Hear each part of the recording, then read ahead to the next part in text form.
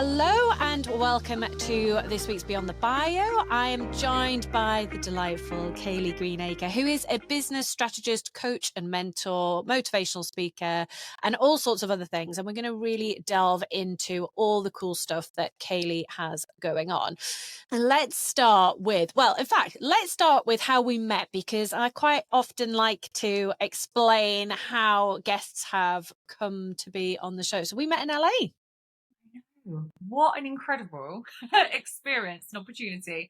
And I'm so pleased that I met you. I think it's such a great place, wasn't it, for connections, for networking, for building new relationships with people from different businesses. And we are here today, along with the other fabulous people that we met in LA. We've all stayed connected, haven't we? And It's a good group. It's a good group. And we have spoken on this show before about things like masterminds, about networking. And for me, that LA trip is a great example of a really higher level of networking. And I think some of the participants that had been on previous retreats with Lisa Johnson, who was leading that retreat, made that observation as well around the quality and the caliber of our groups. So I think it's definitely something that I encourage people to explore. Obviously, LA is quite a high-end option, but people can look at lower cost, more affordable options that are more local. But it is around that network piece. And it's been really great that so many of us have stayed in touch, have connected, and have been able to do some podcast swaps. And I know people are speaking in each other's events and memberships and things. So I think that is awesome. So another great example of networking.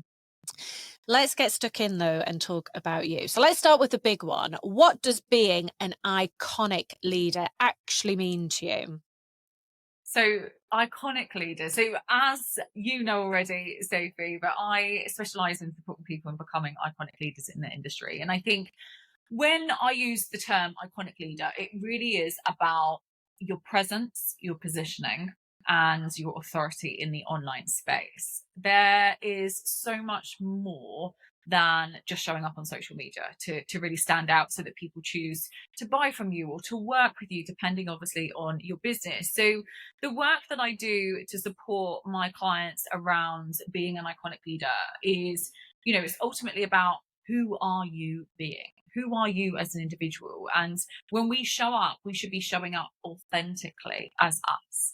We don't need to worry about what other people are doing in our industry. It's about your energy, your confidence, your positioning, because ultimately that is what will dictate the results that you have and how many people will resonate with you, will connect with you, and will then want to buy from you. It's that know, like, and trust factor to an extent, but it's about you, your energy, your confidence, your positioning.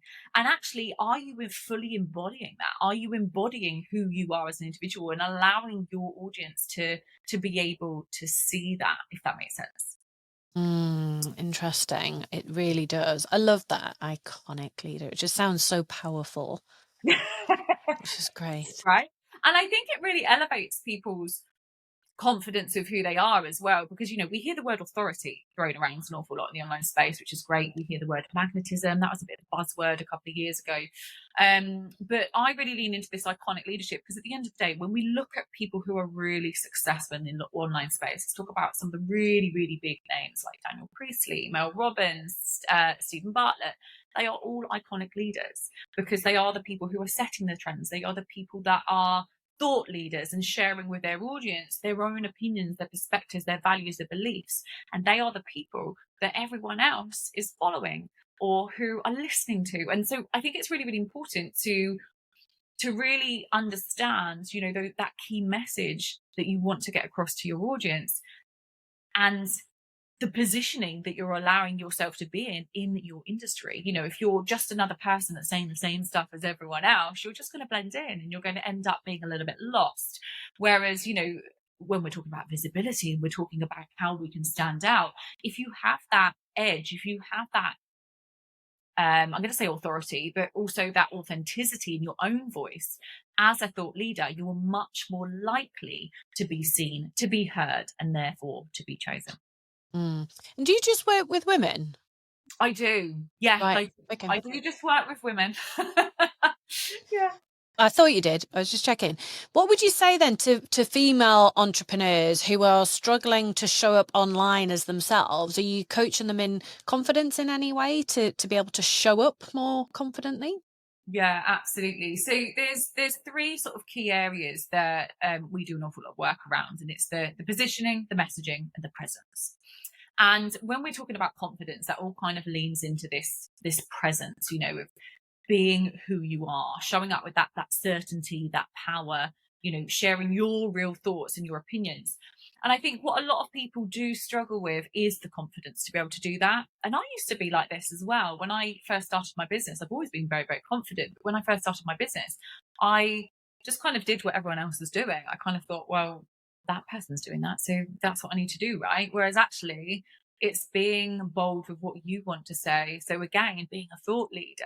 So with the confidence piece, I think for anyone listening to this thinking, well, I'm not confident about sharing my opinions, my perspectives, my belief on anything. Don't be afraid of what other people are thinking. I think so many of us are always worried about that judgment, that fear of judgment and fear of being put down by the people. But actually, the more you lean into what you want to say, as long as you're not necessarily offending anyone, but the more you lean into your own opinion, your own perspective, the more people are willing to listen because they can see that you have an opinion. They can see that you have a thought, that you have a perspective, and you're not doing what everyone else is doing.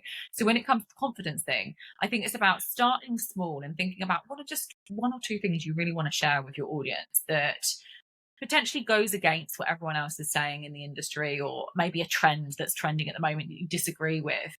Give your opinion on it, give your perspective on it. Just start small. And the more you do it, the more you can build that confidence up. Yeah. And when you talk about that fear of being judged or getting some kind of pushback, I guess, on that, is that something that you've experienced yourself? Absolutely. Absolutely. So again, going back to sort of the earlier days of my business and when I was trying to be honest with you, find my voice, right, in the online space. I wasn't known. No one really knew who I was. I invested a lot of money into the highest masterminds that I could find to really get into the rooms, around the table, in the energy of the right people.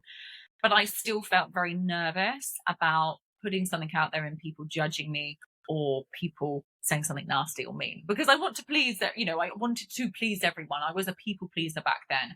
And it did take me a little bit of work, in fact, a lot of work, mindset work, really, in regards to just really thinking, but actually, if people really want to know who I am as an individual, and if I want to attract the right people to me, they need to understand who I actually am and not just see me as agreeing with the iconic leaders in the space, right? So yeah, it was definitely me. I would say about 3.5 to 4 years ago, I was that person that was really worried, really, afraid of what people might say.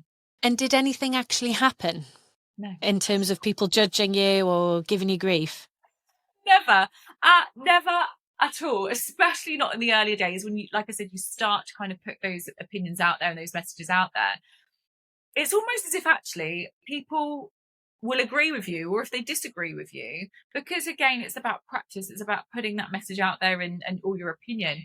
I think people respect it. They respect that you have an opinion, they respect you, that you're an individual. And like I said, as long as you're not directly offending anyone, which none of us want to do, obviously, you're only given an opinion or perspective on things. So what is the worst that can happen? The worst that can happen is to someone to say, I disagree with you on that one. Exactly. And they might say a few mean words if they're not a very kind person, but that isn't the end of the day. That's not going to affect our businesses, and it shouldn't affect our confidence. We need to push through that and know that not everyone is going to agree with us.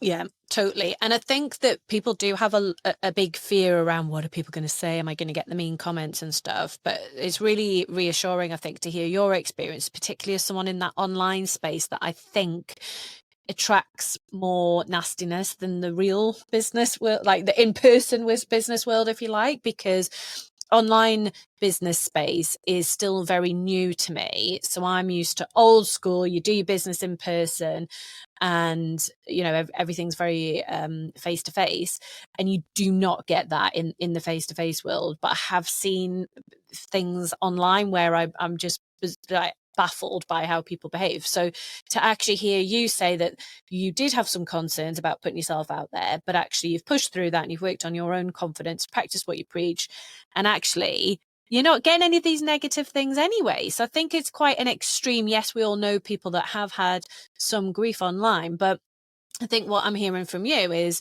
actually it's more in your head than in reality. And also, I'm confident that you will be telling me that the benefits that you've had from being more visible have by far outweighed sort of any worries or concerns that you might have had.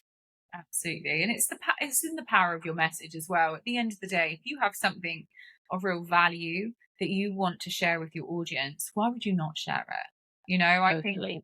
if there are people hiding behind keyboards, the keyboard warriors as we call them, and saying nasty things, they're not the right people for us anyway. And I think it's about, again, it's about that kind of mindset of it as well, isn't it? At the end of the day, if you want your business to grow, you have to get more visible. You have to allow people to see who you are. So therefore, lean into that, stay focused, stay in your lane. And no matter what comes at you, if you are unfortunate to have someone say something mean or nasty to you, we know, a couple of people that have had, situations and scenarios, but push through that because you are better than that. And you don't need that in your distraction because you're on a mission. You've got your focus. Exactly.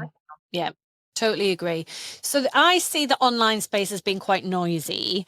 How are you advising your clients to stand out in that space without kind of doing anything too crazy? I don't know. Maybe you are advising them to be crazy. How are you telling them to stand out? Yeah, it's a great question. And it all comes down to your positioning. So your positioning and your messaging. So obviously we've talked a little bit about confidence and presence online, and I think that's really important. But when it comes to actually standing out in a very noisy space, which absolutely the online space is, I always say to anyone that I work with is just really focus on how you are positioning yourself. If you think that, you want to attract those premium clients, for example, or those premium buyers, and you know that you've got a service or a product or a program or something that's going to support people and give them the solution that they need, then what you need to do is you need to tell them that. You need to say and allow your audience to see that you have the solution, that you are the one person that can support them. And in your industry, you are recognized as the one person for this specific thing. So what a lot of people struggle with the standing out piece is what is my one thing? What is my superpower? What is my genius? My zone of genius, etc. And it is about finding that key thing and then talking about it consistently every single day. So for me, it's about iconic leadership and evergreen sales. So I have two, to be honest with you, but they kind of work well together. And everyone will know when they see the word iconic, they will, for those that are in my world, when they see the word iconic, they'll think of me because it's the word I use. Or if they see evergreen, they'll think of me because of the sales that I teach. So again, it's finding that kind of unique thing, that one particular element, your superpower, your zone of genius, the one thing that people know that you are the go-to person for. And when you find that and you recognize it, then lean into that with your messaging. So all of your messaging needs to be around that one thing. You need to elevate the importance of that one thing in your messaging so that people can see the value of working with you and that one particular thing that you can support them with. That makes so much sense. Would you say it's ever too early to start thinking about building your personal brand in business? No, I think this is something, especially now in 2025, I think that we're in a time where it is noisier than ever in the online space. AI is huge and it's supporting an awful lot of businesses. But what I'm seeing is that there are so many people sounding exactly the same. And if you're, for example, a mindset coach, I'm just going to use that as an example. If you're a mindset coach, there are hundreds of thousands of mindset coaches in the online space. So building a personal brand and actually allowing your audience to see who you are as an individual is going to be so, so important. Because if you're offering a mindset coaching program, so is the other tens of thousands of people. But if you, as a personal brand, who is Sophie or Sally or Sarah, and you've got a specific key thing that you specialize in, and you've got a framework or a blueprint or something that is very unique to you that can take them through that journey give them that solution and get them to where they want to go, that will make you stand out more, because you're not blending in with the same things that everyone else is talking about. So I think personal branding is really important. It allows people to connect with you, to see who you are, and to see you as your unique identity. And of all the activities that you've done since you've had your business, in terms of building your brand, so the podcast, speaking, all these different things, what would you say has had the biggest impact on your visibility? Do you know, it's such a good question. There's probably two that I would say. My podcast has been incredible. It's been massive for visibility. I have guests on my podcast, and we had you yesterday, which is fantastic. So it does support with that visibility, and we know again how important it is to try to be seen by as many people, and to be in different spaces. So podcast has been huge. But the other thing that actually I did before, or at the very early stages of my business, was my TED Talk. It was the biggest thing. In fact, I even had someone who reached out to me 2 days ago and joined my program on that exact day. Wow. And this happens quite frequently. People see the TED Talk, somehow they come across it wherever it is, because it is everywhere. And that is one of my biggest drivers, that people come into my DMs for me. I do a lot of my sales, or most of my sales on social media in the DMs, and they will talk to me about my TED Talk. And that has been one of the biggest things that has supported me in growing my business, getting more visible, obviously, and you know, as an effect of that. When did you do your TED Talk? When was it? 2020. Hang on, I'm thinking back now. 2021. And how many views is it on? Do you know what? Off the top of my head, I don't know. I think it's about 15,000 or so at the moment. So it's not massive. It's not. It's decent, yeah. But imagine, having 15,000 coffees. It's think about it in that sense. So, do you still promote that? A few years ago now, are you still promoting it, or are people just finding it? Do you know what? If I'm being really honest with you, people are just coming across it. So it's in my links. It's on my website. Obviously it's available to find on my YouTube channel, etc. So it is there, but I don't naturally promote it an awful lot. And it's actually something that I should do, because I think when you've got an asset or something along the lines like a TED Talk, or, we were talking about books, weren't we? And that's been, another fantastic thing that helped start and boost my business in the early days. But I think if you've got something like that, it's recognized, and it's something that people are very interested in. Books, TED Talks, speaking on stages, keynote speaking, and anything along those lines, I think is fascinating, and people are interested. So I think, no, I'm not actively promoting it, but I definitely should. I think that's a light bulb moment for both of us right there, where after we've finished this recording, we're going to put something in our social plans and our messaging around promoting that, because you're absolutely right. It is an asset. And it, I would, even though mine was 6 years ago, I think, it's still relevant. It's still relevant, and it's still, it's that credibility piece. It's obviously it's a well-known brand, so actually we should be making the most of that, because at the moment we're just allowing people to maybe find it if they're having a good nose through our links and whatnot. So we're missing a trick there. So actually my action, and I am all about taking action on this podcast, is going to be to see if we can pop it out through our newsletter and on our socials, actually, and give that a bit of another boost, because I think it's good. Yeah, some really good suggestions there. Now, getting personal, you're very open about being a single mom and how your daughter Sophia inspires your work. I'm very similar, because I've got Jess. And how old's Sophia? She's 8. Yeah, 8 at the moment. Oh, cute. 8, such, because she'll still really like you. 8. Well, 8 going on 18. Okay, maybe not then. Maybe not. I know the hormones kick in early, but how would you say being a single parent has shaped your brand and mission? So there's definitely a backstory to this, but to keep it sort of short and sweet for our listeners, Sophia has played a massive part of my mission, of my business. And one of the main reasons why I started my business was because of her. I think I've got a background in education as well, done an awful lot of leadership work and coaching in education.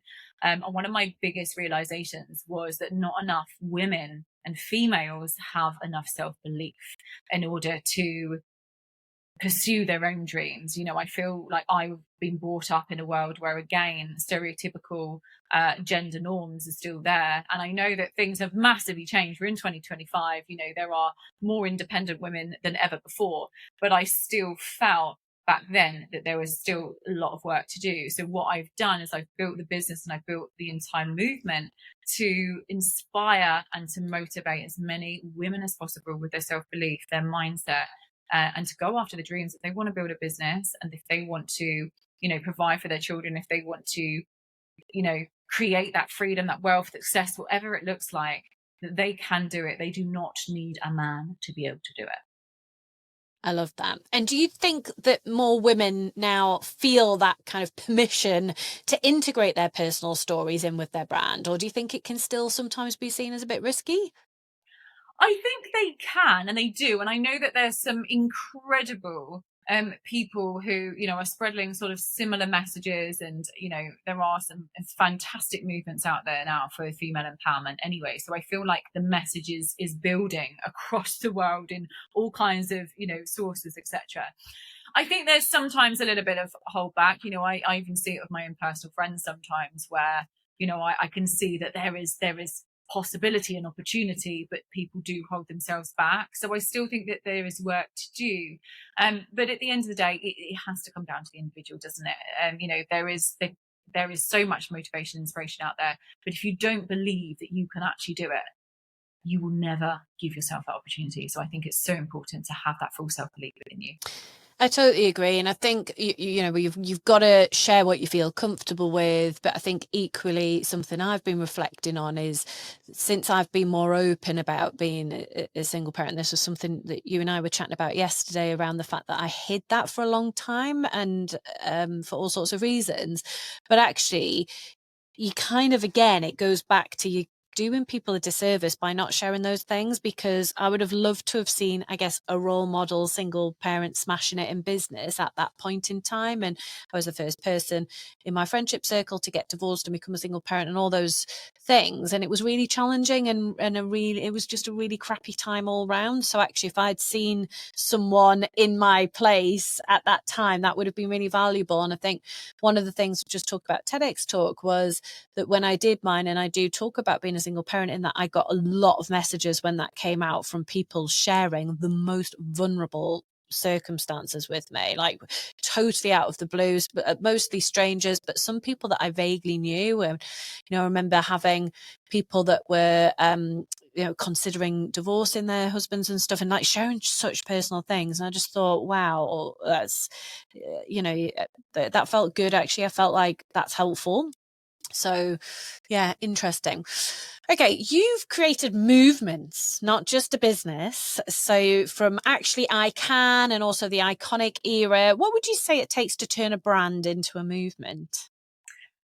Great question. And I think this is something that I love supporting people with. I think when people build businesses and they build personal brands, it's an incredible opportunity for them to support people, to help people, change people's lives, or provide them a service, a product, etc., of whatever they, the desire that they want for the solution. But I think when it comes to a movement is a huge thing. It's all about the embodiment of that. I think if you truly believe in your vision and your mission, and you have a mission to literally change people's lives or transform something in society or the economy or whatever it is specifically, fully embodying that and going to that next level of spreading the word, spreading the message. This isn't just about money. It's not just about profit. This is about positively impacting as many people as possible. And I think with movements, there is such a big difference with a business and with a movement, but you can turn a business into something huge when you really believe in it, you embody that, and you know that you have an opportunity to impact as many people as possible. So there's a lot around it, but I just want to keep it like short and sweet in regards to kind of the concept behind it. But I love it. I do. I absolutely love supporting people and building movements. And that is definitely my mission over the next couple of years, to help people spread their word, spread their message, and positively impact people's lives as much as that was going to be my final question. What's next for Kayleigh Greenacre, and how are you going to keep evolving your brand as your business and life change? Yeah, so we've got some exciting things coming out later this year. So we've got the documentary being released, and that's all part of the movement of Actually I Can, the self-belief piece. So I think it's just continuing on, spreading that movement further, impacting people's lives more positively, allowing women to see that they can achieve whatever they want to achieve. We're going into more schools next academic year to spread the word, spread the mission. And it really is, like I said, this isn't just about making money at all. This is about giving people the empowerment, the self-belief that anything they want to achieve, they can achieve it with the right mindset and the right strategy and support. Love it. Kayleigh, if anyone watching or listening hasn't come across you before and they've just discovered you for the first time, where's the best place for them to find you? So any of the socials, to be honest with you, I think Instagram is probably my most common one to hang out in. But if you literally just type in my name, Kayleigh Greenacre, on any of the platforms, I will come up. Yeah, we'll pop a link to your Instagram handle in the show notes just to make that super easy for everyone to see what you're up to. Kayleigh, thanks so much. It's been a pleasure. Thanks for having me. I hope you enjoyed this episode. If you did, it would be mint if you could like, subscribe, and leave a review on your favourite platform. See you next week.